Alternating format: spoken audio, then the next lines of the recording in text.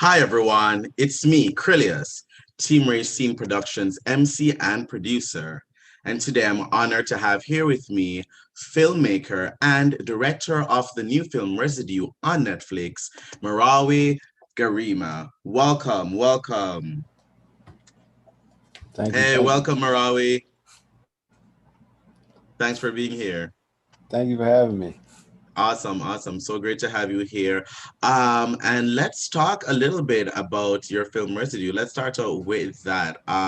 First, introduce yourself, talk about yourself, give me a little bit about your background, how you got into filmmaking, and tell me about this film Residue. Well, yeah, my name is Merawi Gerima. I wrote, directed, and edited the film Residue. And basically, man, film, I come from a filmmaking household. My parents are both independent Black filmmakers, in the truest sense.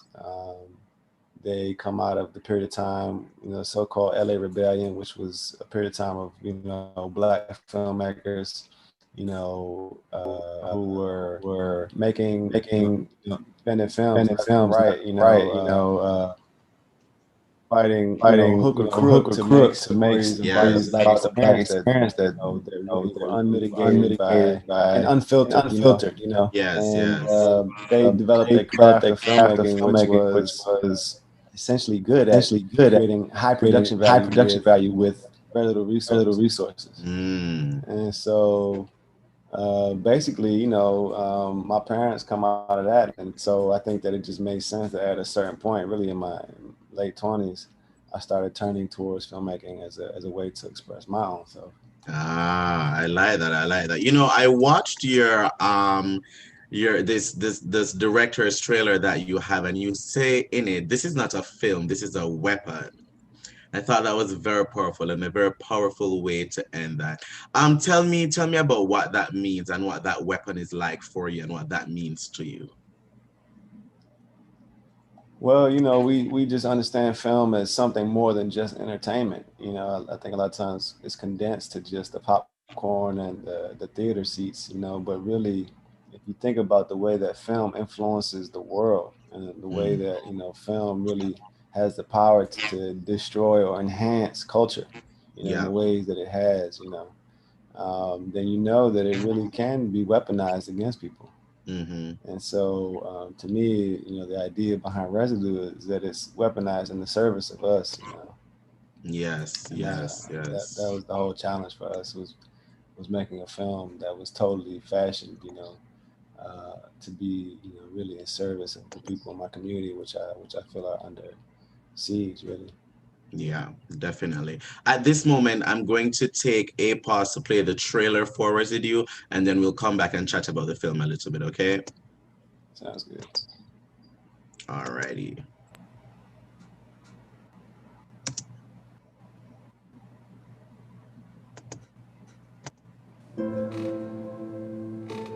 Buscado, ni a sabios ni a ricos, tan solo These quiere white folks gonna paint over the city like we never existed. Paint right over us. I'm trying to tell the story for you. I'm trying to tell the story for Dion, for Demetri. You ain't that important. You ain't saving nobody. You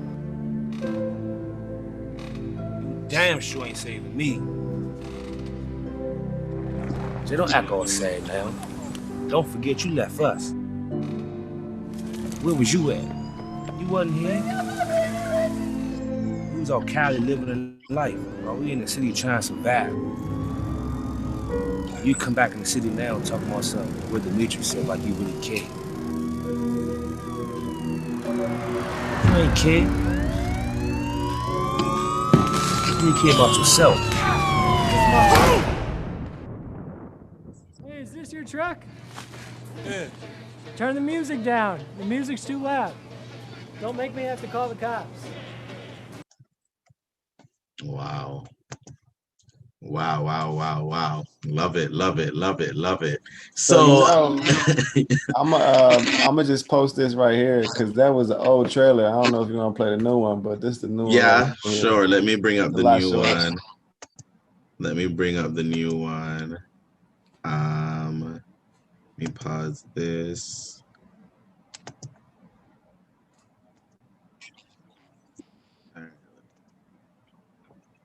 Let's see if we can have this play right here. All right, so this is the new trailer. Um, this one came out since after the movie came out, or this was before as well? Right after. Right after. Okay, let's go to that.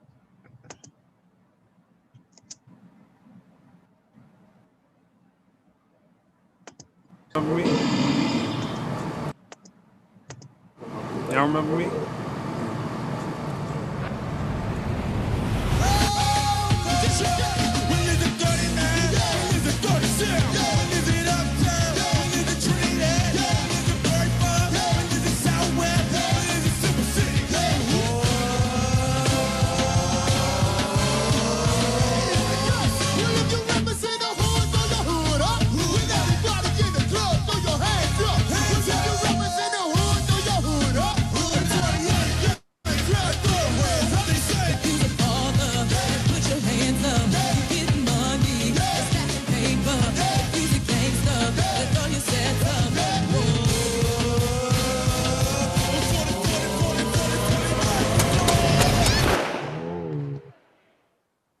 I agree. I agree. That was the one that was to be played. I agree. I agree. Definitely, you feel the vibe. So, this film is shot here in DC. It's shot in DC. I think that, it's so true to the city. It's so true to the city. And as someone who, I came from somewhere else to live here. I went to school. Came here to go to Howard. And when I started Howard, which was just 2014, compared to where even how Howard looks, how Howard feels around that community, everything to this day, within 6 years, it's changed drastically. And that's literally just 6 years. So watching that movie was so real to me. Talk to me about that. Walk me through that and the story in this film. Yeah, the whole idea is the main character comes back to make a movie about his neighborhood, to write a script about how he grew up and his friends. But when he gets back, there's nobody there. Everybody's scattered, left and right. And so he's trying to figure out what to do, and how he even fits in himself, in the city. Everything is upended, That's how you feel when you come back to the city. You come back to DC now and you don't even know where, just normal places where they are, where they used to be, even just regular streets. You get lost looking for certain streets. It's a crazy experience. It's really a crazy experience. Tell me what has the feedback been like? Because this film is getting a lot of buzz right now. It's 96% on Rotten Tomatoes. Every time I hear about it from people, everyone is praising it. So it has a lot of buzz going on right now. Tell me, how does that feel for you? Yeah, man, it feels great, man. To me, the whole thing was we were trying to tell as specific a story as we possibly could about this one neighborhood in Northeast DC in this one period of time. But to see, kind of the wide response and appeal that it's had is really encouraging, to know that even though it may not be about the neighborhoods they grew up in specifically, it still is a relatable experience, because everybody's gone through this loss of home. All Black people can, in the United States, especially in the large cities, really are seeing, their homes kind of taken away from them in this fashion. Definitely. And so it's been out on Netflix, came out this summer. Tell me, was there ever a plan to do it theatrically and then COVID changed anything, or was it always the plan to have it straight to Netflix? There was,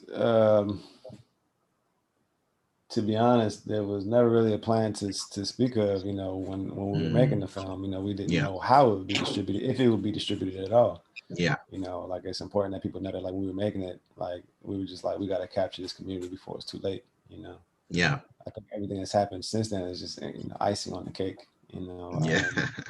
But COVID certainly changed things, our whole festival trajectory changed. We've only been to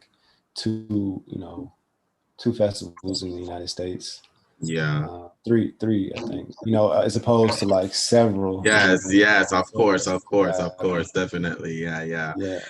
which sucks, here at Team Racing, we've done, Racing or myself, we've done a little bit of, film festival hosting and stuff like that. So this would be one of the films that definitely would have been on the circuit this year, and we would have gotten to see Nice. on the film festival circuit, So, but thankfully it's on Netflix. That's so huge. People can watch it everywhere, anywhere. Like, yeah, that's so good. Listen, congrats, man, to everything. Thank you for such an amazing film. You are telling such a true and such a powerful story that's resonated with so many. I wish you all the success, and thanks for joining us here today. Thank you. Thank I appreciate you so much. Thank you for having me on your show. Y'all take care, man. Thank you. And usually at this point, I will ask people to say where they can find the film, but we've said it many times. It's on Netflix, so there we go. Thanks so much. Go, give it a thumbs up too. Awesome. And to our viewers, thank you for watching. Bye, everyone.